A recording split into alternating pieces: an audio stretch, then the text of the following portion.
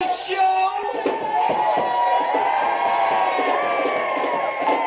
Start the clock!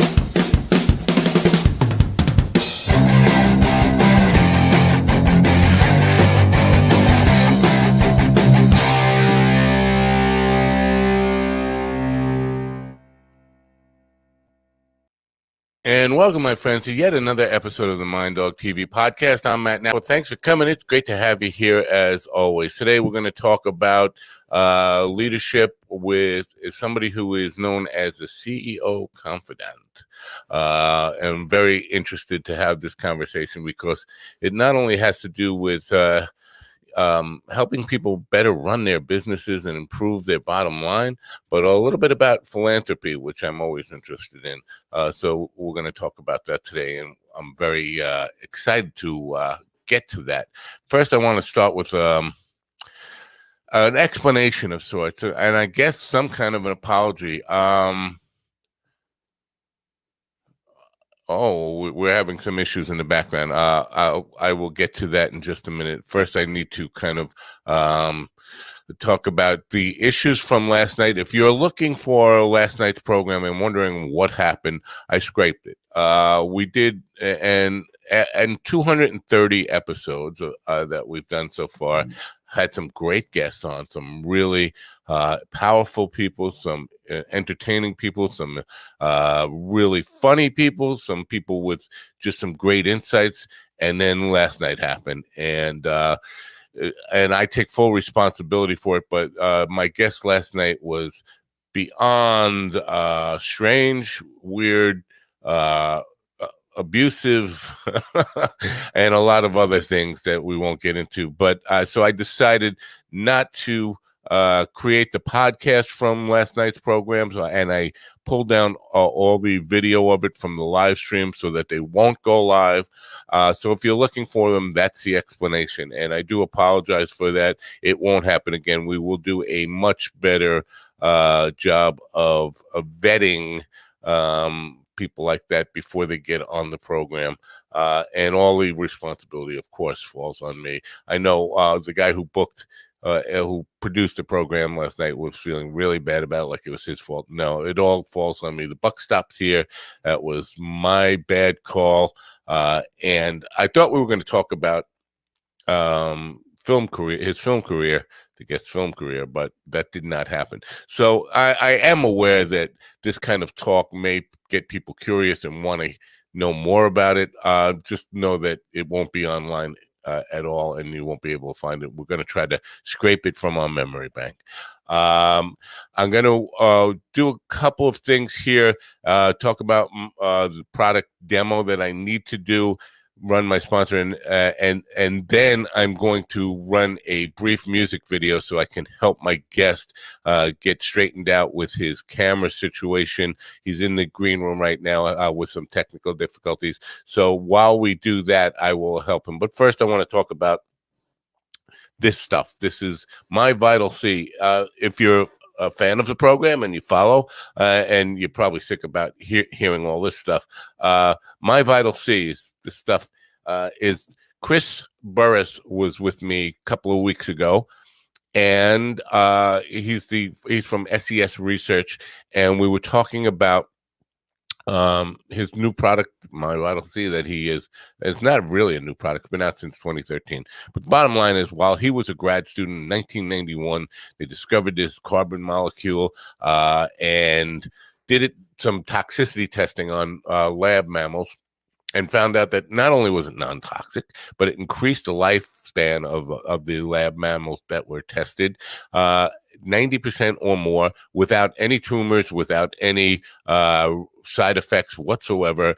And so it went through rigorous testing before the FDA could approve it for human consumption in 2013.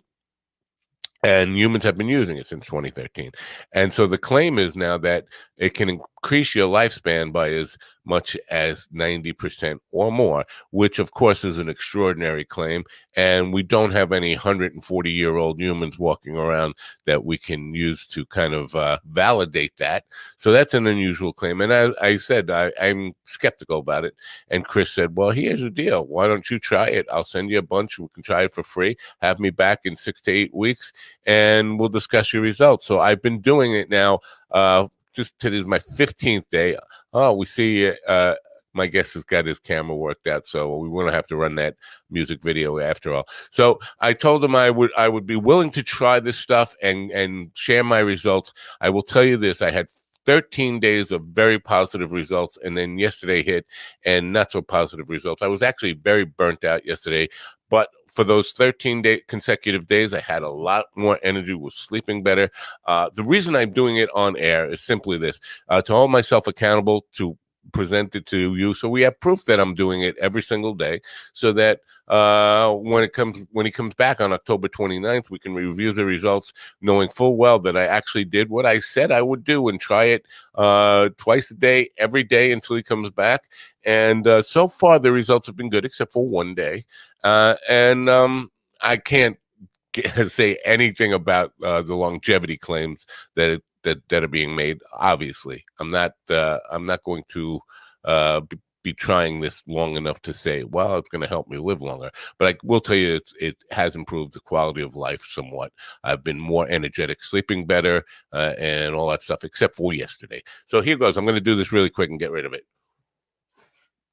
The one thing, I was taking it with a shot of water, chaser. The one thing I will recommend to him when he comes back, is that we got to do something about making it taste better. You know, they can make cough syrup taste better for people who have a tough time with cough syrup. They should be able to do something with that because it's god awful. My sponsors today, FundWise Capital, a business lending platform. They're a lender matching platform that gets you the best credit lines guaranteed. You can apply online in 60 seconds or less, and there's no effect to your credit to see how much you can get. Use the funding for anything you need to start or grow your business. That's right, I said start or grow your business. If you don't have a business yet, but you got a solid business plan, they can help you get funding to get your business started. Get the best funding you can qualify for. Their strategic lending matching platform searches through hundreds of lenders to find the best possible options for your unique situation. They have hundreds of 5-star reviews on Google, Trustpilot, and Facebook, and an A+ rating with the Better Business Bureau. They provide unsecured lines of credit at 0% interest for 9 to 15 months, unsecured term loans, loans based on your income, short-term gap funding, or bridge loans. They work with real estate, startups, as I mentioned, franchises and restaurants, any kind of businesses, any kind of project. To get started, it's really easy. Just go to apply.fundwise.com/minddog. That's apply.fundwise.com/minddog. The links will be in the description as always, and I do appreciate you patronizing my sponsors.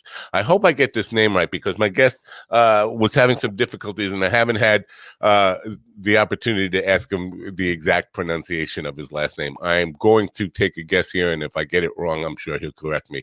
Angel Ribo, known as the CEO Confidant, is an influencer, international TV host, public speaker, CEO consultant, board member, and a philanthropist.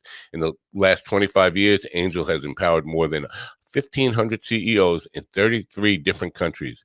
He was born in near Barcelona, Spain, and has lived in 8 countries and speaks 5 languages. It's my privilege to introduce him to you. Ladies and gentlemen, please open your ears, open your minds, and help me welcome in Angel Ribo.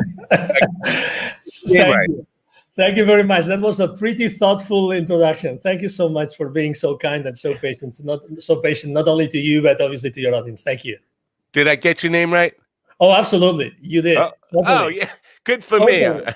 Good for me. I'm happy about that. Totally. You must be pronouncing Spanish names of Catalan people like every single day on your show. That and a whole bunch of other stuff. You know, people from all over the world, and sometimes I'm scared just by reading them. I get names without any vowels in them at all. So Totally.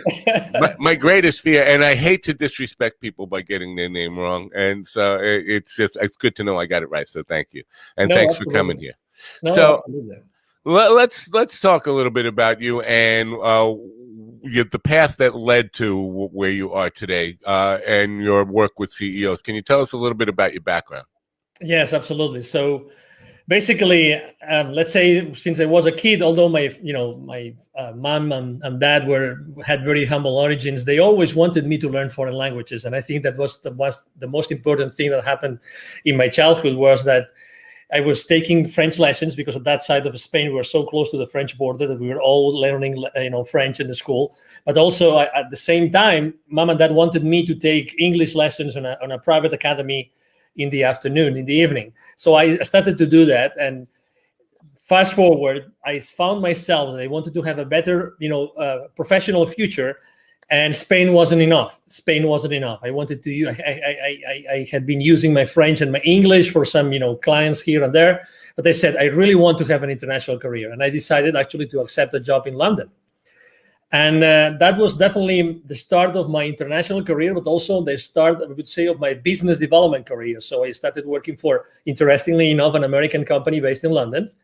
And I started to serve many different customers in different European countries. I was communicating with them in French, in Portuguese, in English. I was dating a German girl at that time, so I was actually using even German. So, I was always like using different languages. And fast forward, I always was traveling. I was literally, I think I've closed business in more than 33 countries, working with this many companies. And I was always doing the same thing. So I was always helping my employers to develop their businesses, to develop like distribution channels, indirect sales models, reseller channels, these kind of things on those countries. So I always was blessed of having teams around me that were supporting my challenges, and I always was working for the kind of businesses that we were conducting. We always had to reach the C-level, so we always had to reach the high-level executives of those corporations, because actually the amounts also of the deals we were closing were pretty sizable. So, and I was doing that first from Europe, from London. I moved to Mexico, lived there for 10 years. Then I've been living in Plano, Texas, for 10 years now.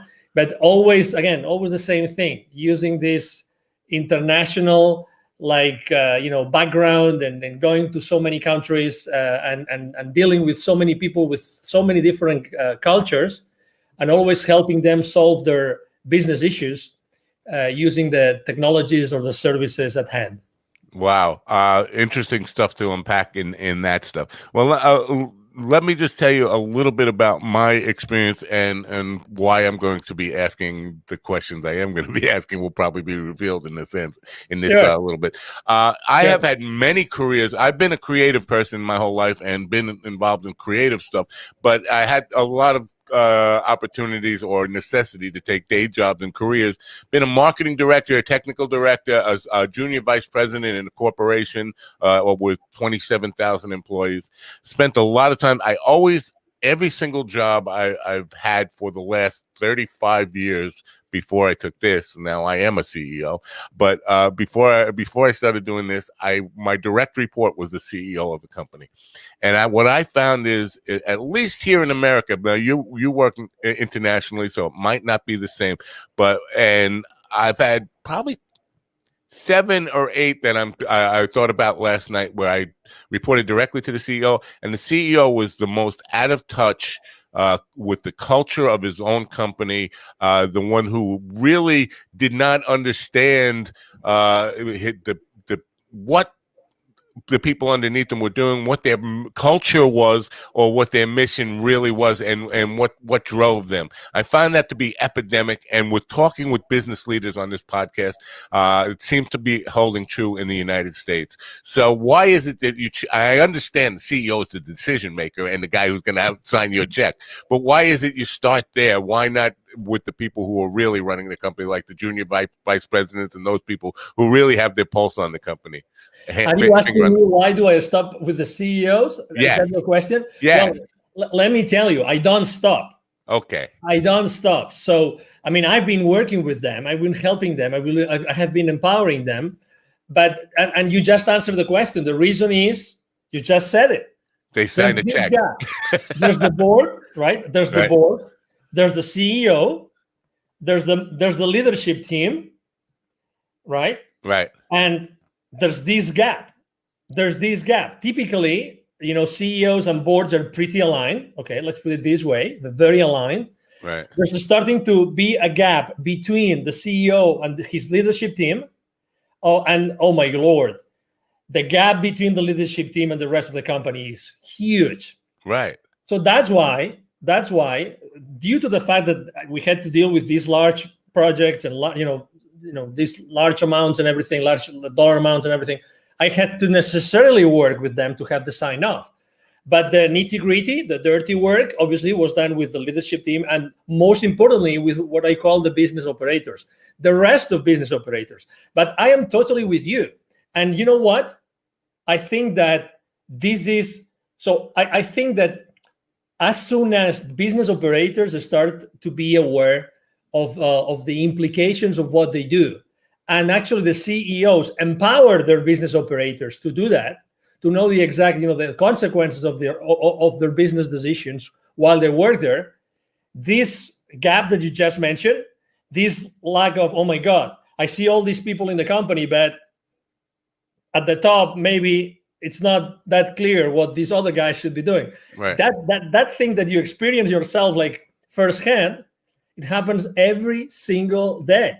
Every single day. So first identify the gaps and then do something about it. So then the follow-up question, if I may, actually, I might even ask that question to you, which is, why wouldn't the CEOs take action? Right. Why wouldn't they do it? Right. Why wouldn't they do it? So if they're already aligned, it's because maybe they think that, I have a business partner. His name is Neville Joffe. He has this amazing motto that he follows. So he calls him Nevilism. It's revenues are vanity. Revenues are vanity. Okay. That's a good one. I like that. Profits are sanity, and cash flows are reality. Okay. Yeah. Do you hear that? Yes. Okay. Absolutely. So how many? Let me ask you a question, or even let me ask you a second follow-up question. When you meet with the board, do you actually talk about revenues and market share, or rather talk about how did you make your company more profitable thanks to deploying a culture that everybody is engaged with and that keeps everybody accountable the right way? Let me emphasize that, the right way. Right. Well, I would probably, I'm not sure if I'm going to get this right, but I'm going to guess it. Most CEOs are just talking about the bottom line, profits, and all that stuff, and not really concentrating on how to improve the culture and productivity the right way. It's that famous, that very famous visual of an iceberg in which you only see the pike, you see the peak, of the iceberg, but what about the rest, what's going on in the organization? Right. So there's a lot of things going on in the organization, a lot of things. And actually, right now, with everything that's going on in the world, with all this, with the current state of affairs, I think that most of those inefficiencies, most of these issues are coming to the surface. And right. Me having worked internationally, obviously, immediately you start thinking, what about diversity? Diversity of cultures, diversity of people, diversity of religions, of sexual orientations, all this diversity. I talk to C-levels every week. I was talking to a couple of headhunters the other day, and he said, I can't cope, listen to this, I can't cope with the number of requests I get of chief diversity officers right now. Wow. Chief diversity officers. I don't know where to find them. Well, I can find them easily, but where are those experienced people that have worked internationally, that have embraced this culture, really know how to deal with a mix of cultures, with a melting pot of cultures that are going to help you create efficiencies inside your corporation? Right. Wow. Well, that's something to unpack there too, because you did mention in your opening statement there about knowing the different cultures of different countries that you've lived in and that kind of stuff. And we talk about culture in a couple of different ways here. There's countries have different cultures and companies have different cultures. Does the cultural influence of a company, is that affected by the country culture? Like, is culture, corporate culture, a bigger issue in the United States, say, than it would be in Spain or Portugal or France or wherever, or is it the same kind of challenge? Well, number one, definitely the country where let's say where the headquarters of that corporation is, and I have lived that firsthand. The country of the health, where the headquarters of this company is, definitely defined the culture of the entire organization. Right. And I've myself lived in transitions. You might have lived the same experience. Transition of a company that was fully American, and transition was bought out by someone else in another country. I'm not going to mention it. And suddenly the culture started to change, and it was coming from this other country. Was it better? Was it worse? Well, you can't tell. You can't tell until you start seeing the consequences. You start seeing the implications. You start seeing how does that translate to the way you communicate with the rest of the people, with the rest of your peers, your managers, the people that report to you. And then answering your second question, if culture is, let's say, an issue or can be a challenge in any country, or if countries have the same kind of culture creation problems as we have in the US, I would definitely say yes. I think it really depends on business leaders. And I really think that, again, with all this current state of affairs, that's gonna help everybody a lot. I think that they are realizing that now that the people cannot meet and cannot see each other and cannot meet face to face, they're going to realize that the style of leadership of those leaders becomes much more relevant. You know, you were mentioning maybe they don't get it because they are on their ivory tower, right? You cannot be on your ivory tower anymore because you have to be in how many more times Zoom calls right now? How many more virtual events have you go through? Many more, you know, many more. Right now, it's impossible to hide. You can run, but not hide. I love that. But I'm not sure it's so much, and I'm sure the ivory tower part of it is definitely part of it. But I think, and you'll correct me if I'm wrong, but I think where a lot of CEOs go wrong, or where they go astray, is they start their company with a great what is the word I'm looking for? Intention. So they'll put together a mission statement that has this really glorified sounding and really well-intended statement, and they kind of start working in their business rather than working on their business, and so they're doing the things the tasks that a CEO would do, rather than look at the whole picture of what the company culture is and how it's evolving. Are we staying true to that mission statement that was written when we started the company, or was that just words that we put on a poster and hung over my door, and then now we're actually doing the work and forget about that? But everybody who comes into the company must at least read it and get to know what we were supposed to be about, but we forgot what we were about. And often, and I'm going to want to get to this, there is this idea of giving back in that original mission statement that is totally lost somewhere along the line. Few years in, and you find that your mission statement doesn't match at all what you're doing, and it's just words now. I think that's a big part of it. Do you agree? And if so, how do you get them back on track to that? Picture this, right? Let's say we have a startup CEO in front of us, okay? So it's a small company, fired up, this new concept, this new idea, they thrive over time, right? And they become this monster, right? There's 10,000 employees or company employees. One of the main differences that are lost in translation is the communication. Is the CEO still listening? Is the CEO still going around? Is the CEO still open to suggestions, open to listening? And I think that communication is one of the most important issues here. Definitely. Because are they open to receive? You know, it sounds like a self-help kind of tagline, but are they open to receive? Are they open to receive? If you start looking at you've been a CEO, you reported to CEOs, what if you started to look at all the skills of everyone at the company, all the skills, not even the work-related skills? What could you do with those to make that environment even more engaging and more creative and even more even enticing to one another? It's like helping and caring for one another. So that's what it's lost. It's lost the ability or the willingness to listen to be open to receive what the rest of the organization is telling them. That's what you perceive. That's what I perceive. I perceive the same thing. Also, let me tell you that I don't think there are good or bad CEOs, or one strategy is good and the other is bad. I don't think so. I think that it's more what the CEO does with it. what do they do with it? I've seen the same strategy work for one CEO and fail with the other. Why? How was their team following them? Right. How were the different levels of management following them? Did they know? You talk about the mission. Mission is nice, but if you asked, take any Fortune 5,000 companies, employees, take all those, I don't know, millions of employees, ask them, what's your company's mission? Would you guess a percentage? Would you guess a percentage of employees that would get their own company mission right? Probably very small. Very small, exactly. I stayed the last employer I worked for 11 years. 11 years.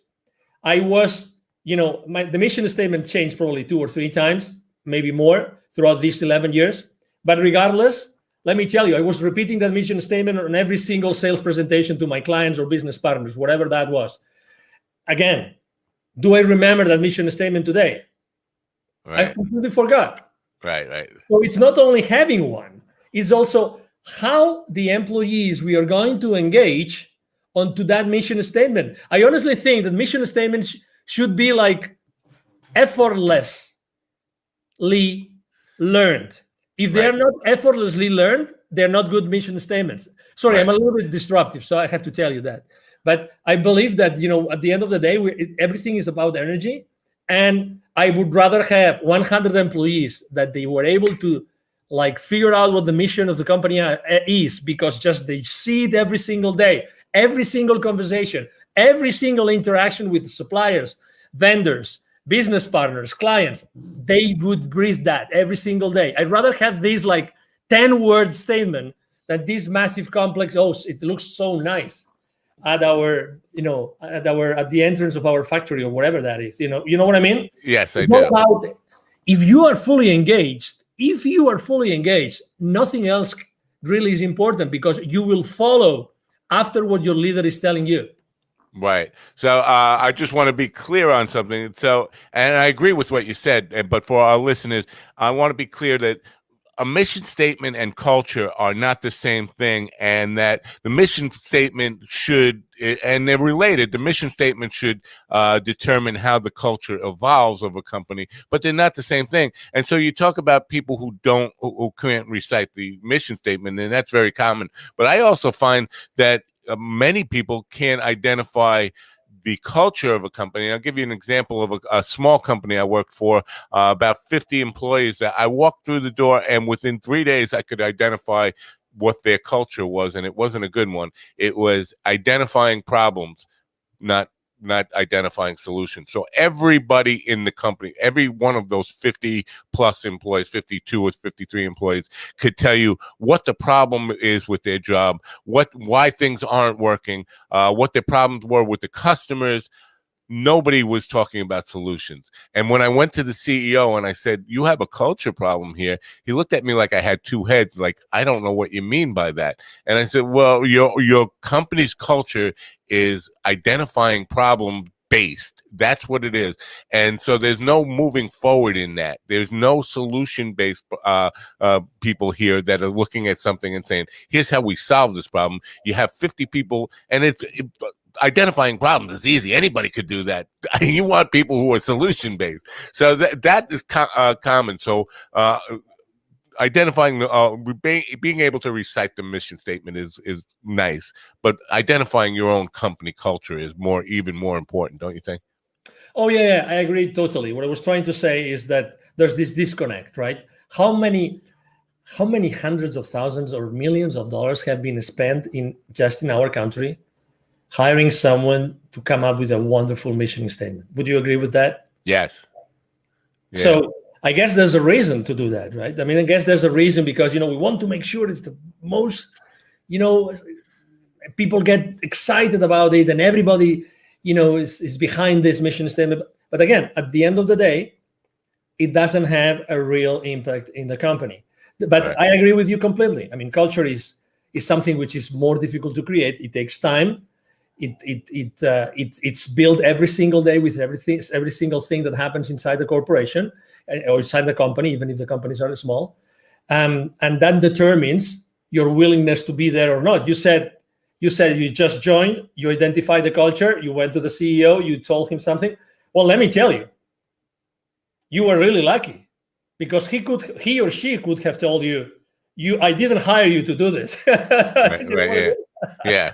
So it wasn't that bad, because at least, okay, so it is what it is, right? But I didn't hire you to find problems, but actually the culture was to find problems. Well, he did hire me to straighten out his marketing department, and that was part of the solution to straightening out his marketing department, was getting everybody in the company working on the same page, because what he had was marketing department creating its own culture and the subcultures within it, but everybody had the unique situation of identifying problems without solutions. But the marketing department had one different belief of what they were working on. The operations and the collections department had a whole different, and sales team had a completely different culture. And so we were going in a lot of different ways. So in some ways, he did hire me actually to at least figure out what his problems were for him, and find out how we should address it. So my solution was to get the entire team together in a big room and have them explain what the culture should be. And anybody who wasn't, and this was a tough sell for him, that anybody who really couldn't adapt to what the new culture was going to be and help us build that culture should start putting their resume together and looking for a job elsewhere. Because I definitely one of the people who believe that if somebody's not helping you pull in the same direction, they're helping you push in the opposite direction, and they're toxic, and they should be encouraged to leave the company. If you're not part of the team, you shouldn't be in the room with the team. What's coming to me as I'm hearing you is I think that the quality of the questions you ask your team also define the results that you get from them. Right. And we tend to use, myself included, obviously, we tend to raise the wrong questions. I try always to not only ask like open-ended questions, but also the how. So the how. So, okay, so we know that there are all these issues, all these cultural issues. We know there's these issues, these problems here that we have to interact with the rest of the organization. At the end of the day, marketing is it's the first stop to the world, to the audience. We want to approach them. We want to have them feel. We want them to feel appealed to come to us, etc. But how can we do that? How can we overcome these things? How can we look at this? How can we create something together? And I think that's a big difference between CEO teams which thrive compared to others which struggle a little bit, which is how can we create something together? How can we create something together which is going to replace something else? And we do it taking into consideration the entire team of the company. How? No, not if, not when, but how are we going to do it? The moment that you start asking yourself the right questions, then the conversation completely changes. And I'm sure that in this particular case that you just described, which is amazing, it's really like you were extremely blessed to be at that position because you had to fix that thing, right? You were hired to do that. Right. So, oh my God, I'm sure that the lessons that you learned there were invaluable because you had to create things. You had to take these people. Okay, so some people weren't on board, other people were on board. At the end of the day, you came up with, okay, let's do this together. We're gonna do it we're gonna do it together. We're going to do it together. How are we going to do it? Everybody's going to contribute to do that. Well, I found that, and what I found in this company was, number one, the hiring practice was based on just resumes. Do they have a good resume? And that was it.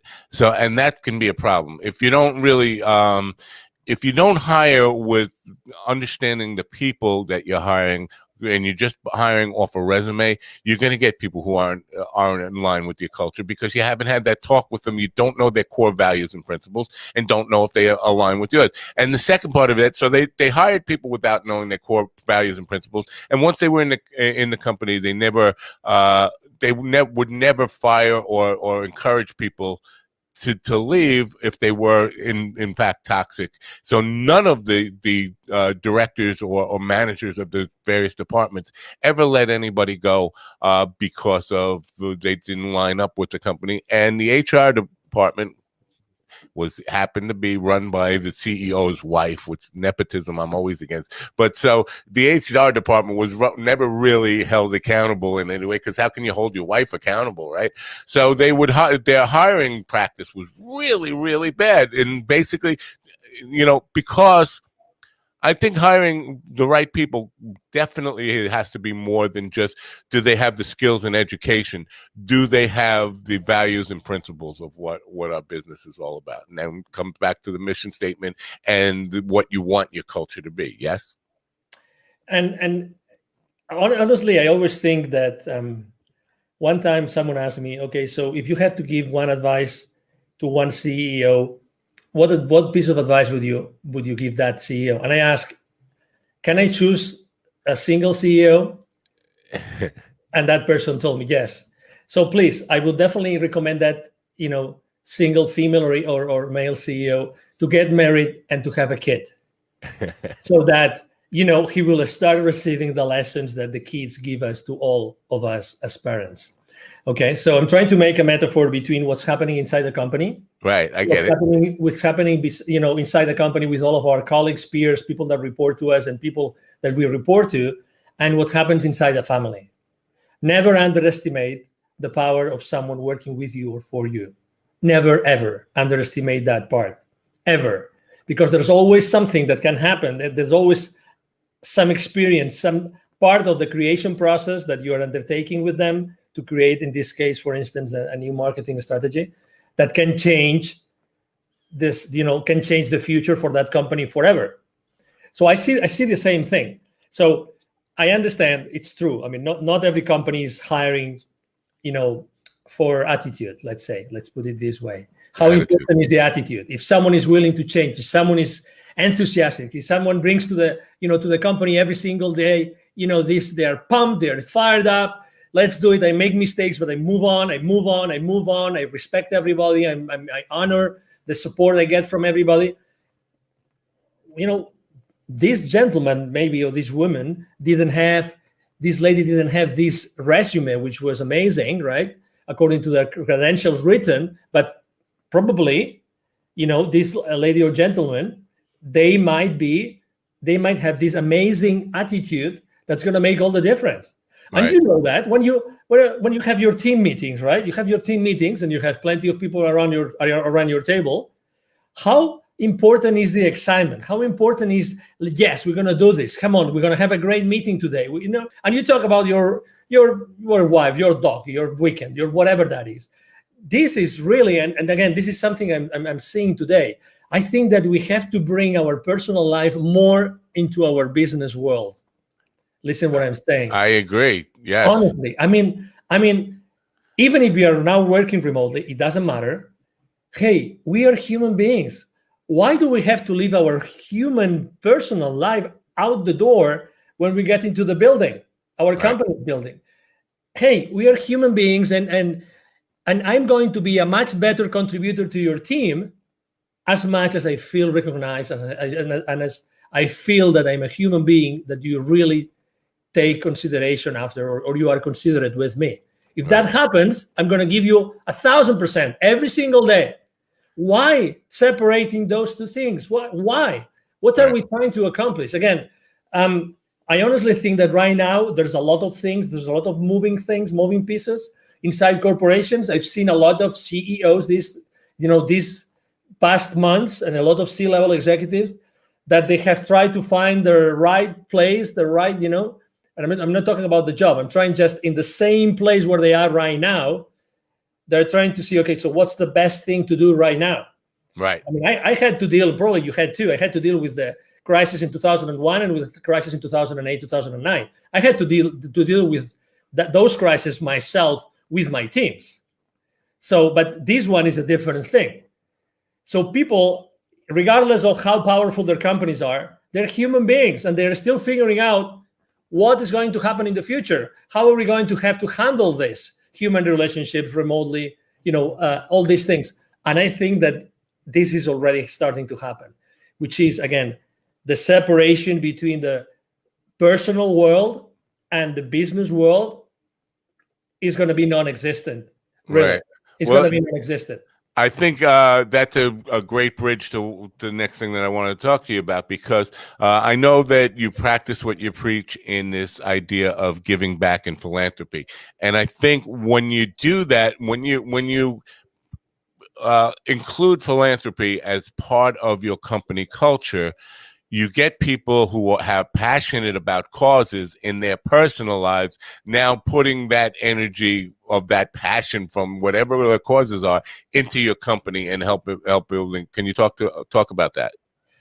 Totally. And not only that, because imagine that you know that some of your direct reports or colleagues or even supervisors, you know that they're going through something which is really hard for them.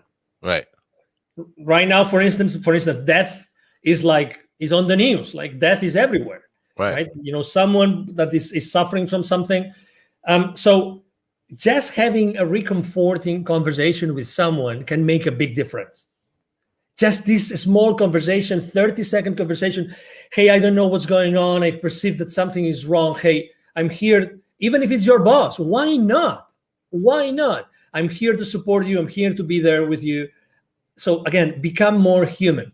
And to your question, I mean, the reason why I started to diligently giving back to the community was because I was traveling so much, and I was seeing so many, communities that were in a hardship, like underprivileged communities, and more importantly, a lot of kids that had to work, a lot of parents that would use their own kids to do things that they shouldn't be doing, a lot of kids outside the manufacturing plants where I would go to see the managers of those plants. I would see all those kids around those plants asking me for hey, would you buy some gum from me? Would you allow me to keep your car safe while you are inside, so you give me some pesos, these kind of things. So I was so exposed to the realities of this world, which is inequality, right? So Right. you can be on the same street, and in 30 seconds of walk, you have the CEO of a multi-billion-dollar corporation, and you have a kid offering you to clean your windshield, kind of thing. So I was seeing that in Latin America all the time, like for years. For 15 years, I was seeing that all the time, until I decided to take action. And I actually had a spiritual experience that triggered my change, my transition, the moves that I made personally and professionally. And I decided to start, Wisdom for Kids, which is, thank you for reminding the audience, which is definitely the foundation that I decided to co-found together with two additional gentlemen in 2017. But the idea was created in 2015 because,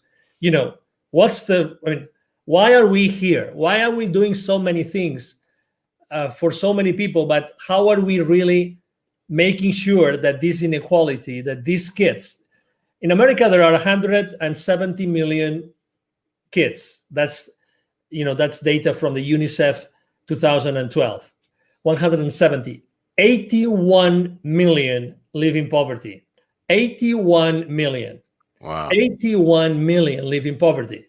Okay, so wow. I mean, that means that every time you see two Latin American kids, the likelihood of one of them being poor is high. Right now, obviously, after everything that is happening in the world, probably the amount of kids that live in poverty has dramatically increased.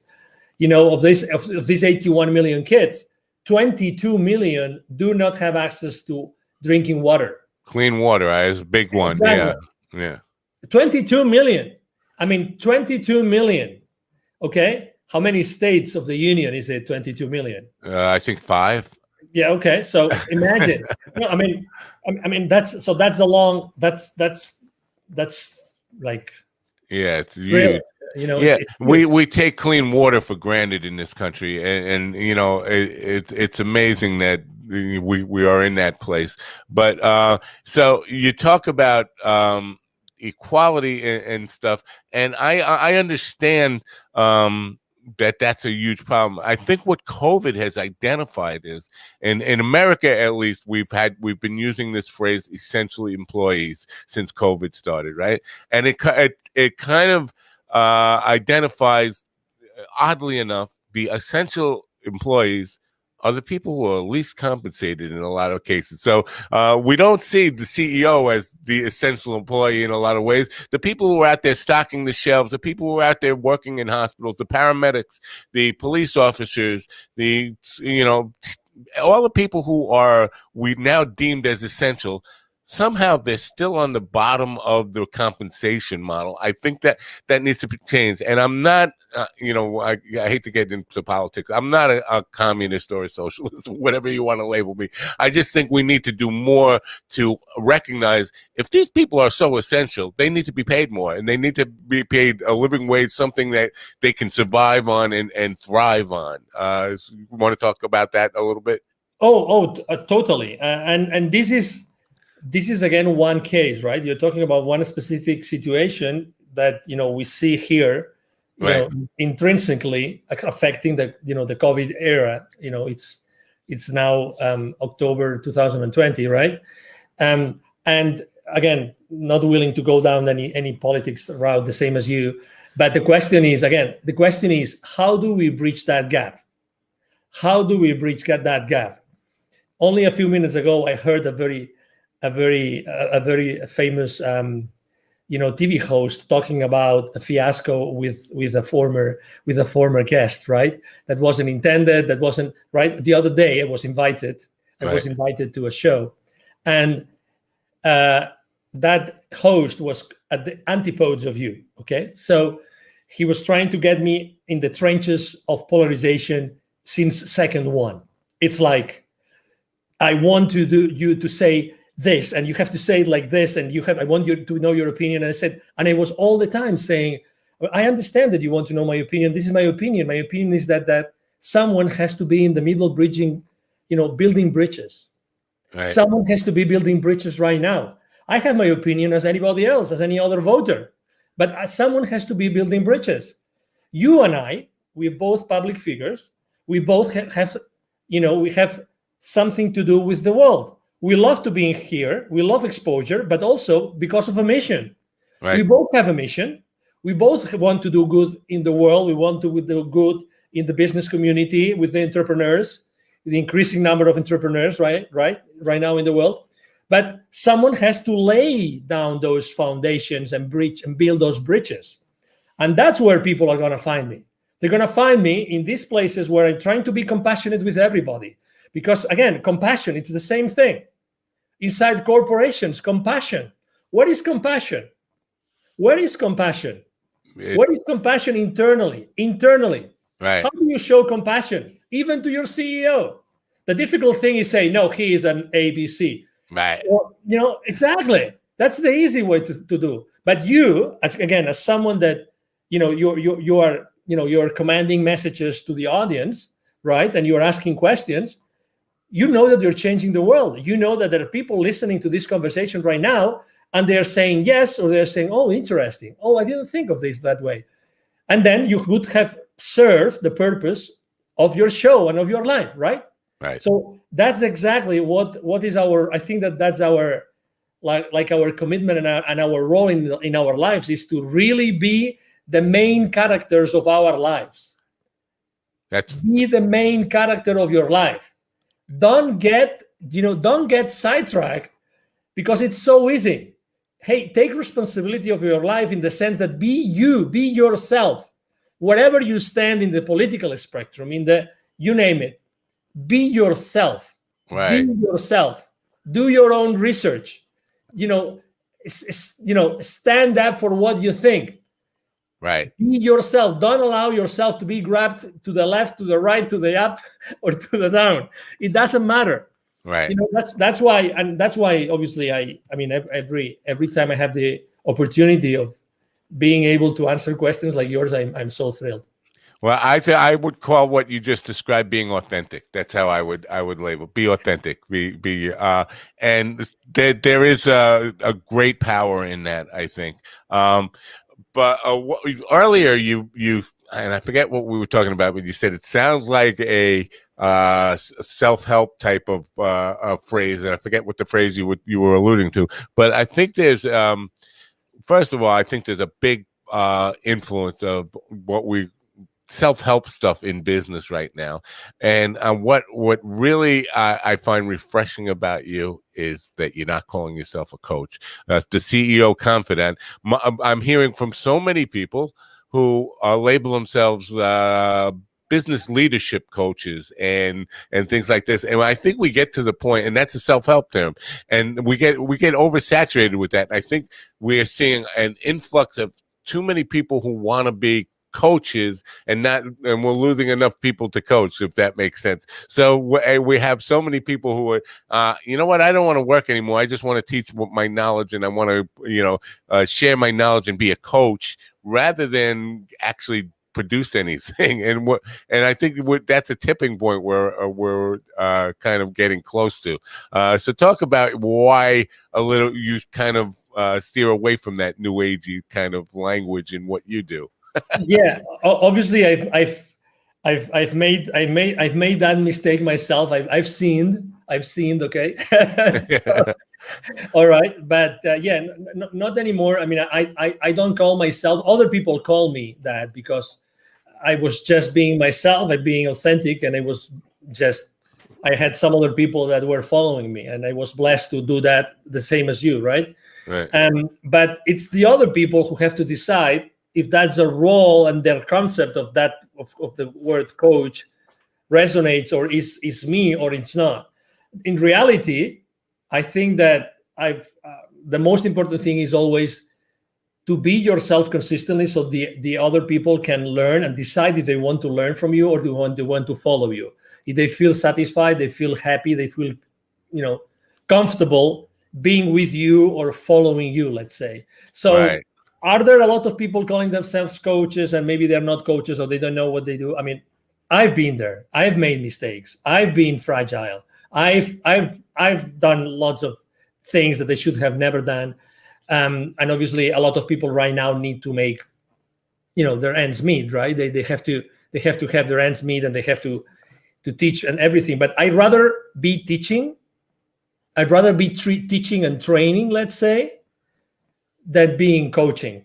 Although right. I recognize that asking questions is the most powerful way to get into someone or something. Right. Asking powerful questions. Powerful questions. I agree. Definitely. Asking powerful questions. So, and because you are a host, so I mean, you do this every day, and you are asking me questions, obviously, that are making me think and consider my own reality from a different point of view.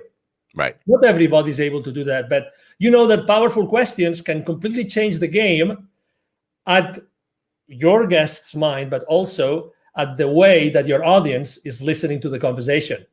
When you are in a position, you're an entrepreneur or you are a manager or a leader, and you have a team under you, it's the power of your questions which determines the relationship you're going to have with these people and how you're going to create together with them. Yeah. The power of the questions. The power of the questions. You probably had, I don't know if you've ever co-hosted with someone, probably you have, a show. I always have a hard time doing it. You know why? Because right. Unfortunately, my co-hosts tend to want to make very long questions, like 1 minute long questions. And right. I hate that. I invited someone because I want my audience to learn from that person. If they want to learn from me something, they have two options. They will ask me questions, or they will get into one of my monologues online. You know what right. I mean? Yes, I do. I want to stay away from there, but I still want to ask difficult questions. And sometimes they get comments from my audience, the same as you probably. Oh, that was a great question. And I didn't think about that question. It was just, oh my God, when you said that triggered me that other thing. And then I said, oh, let's ask that. Exactly. I have a reel that I put together. It's called Questions, and it's just a reel of people reacting to the question I asked them. That's a great question. Nobody's ever asked me that before, and that kind of, and it's just one after another other that, and that I take great pride in that. When I get a guest to say that's a great question, I have to think about that. I say, I know I've done my job. I know I've done what I'm supposed to be doing here. I made them think about something rather than just route answers that you answer in every interview one after another. So I appreciate that answer. And you talked about, and I just want to address something you said earlier about empathy or sympathy or compassion is the word you use for your CEO. Somebody who was on about 2 weeks ago, I guess now, said to me that she was reading off statistics, and she said 71% of people working in America said they would take a pay cut if it meant they get their CEO fired. And I'm thinking, wow, that's a problem. That's a problem within yourself. And so instead of trying to get your CEO fired, maybe you should be asking yourself the question, how can I get the CEO to hear me and appreciate and just acknowledge that my ideas, not my input and ideas, not necessarily find a path, but I think most people just want to be heard by the CEO and understand that they know what your concerns are and have heard them and are thinking about them. Yes? Totally. When I was making this metaphor of a small company, large company, you stop listening to your people. Right. Definitely, they want to be heard. And actually, I mean, the other day I was talking to a GM of a large retail store, and she was telling me like she can reach out to her CEO, and we're talking a multi-billion-dollar company, anytime, and he would respond, even if it was a short sentence. Anytime. That's all you want. Anytime. But also, let me tell you something. I mean, CEOs are so fragile as we are. They are human beings as we are. They have had the experience they have had, and they have learned what they have learned. Okay, so I think that also compassion is a two-way street. So what if the problem is that, I don't know, this CEO doesn't have a good communication team. Maybe Right. that CEO doesn't know how to communicate properly. There's a lot of things. Again, we are in a fast world that do not allow us to stop and think. So what are the reasons why this CEO is doing that, right? So I think there's a two-way street. And again, I'm not here to defend anybody. What I'm trying to say is, I get you. Oh my God, we are always burning bridges. Why not taking some more time to try to build one or try to understand the other position, which is exactly why we're not looking, we're not watching news, we're not going to social media, blah, blah, blah, whatever, Are we really making an effort? I mean, you could conduct a survey. I'll try to do the same thing. How many good friends of yours are not friends of yours anymore since COVID started for any reason? Oh yeah, probably 10. How many? Yeah. How many? Okay, Yeah. so, and I don't want to mention any name or any Right. public figure, but oh my God, we Yeah. are allowing this to happen. We Right. are allowing ourselves that to happen. And probably one of those 10 or my 10, oh my God, we've had so many great times together. Having a blast doing something, going to a game, going to a party, going to a meal, whatever. But now everybody's so entrenched that no, that's impossible. Oh, come on, give me a break. Yeah. Give me a break. Give yourself a break.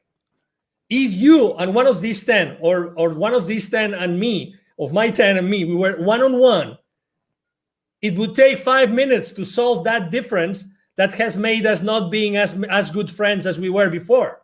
Right. So things are much more simple. So that's the same thing that happens inside corporations. You were talking about culture. It's the same thing. They don't know any better.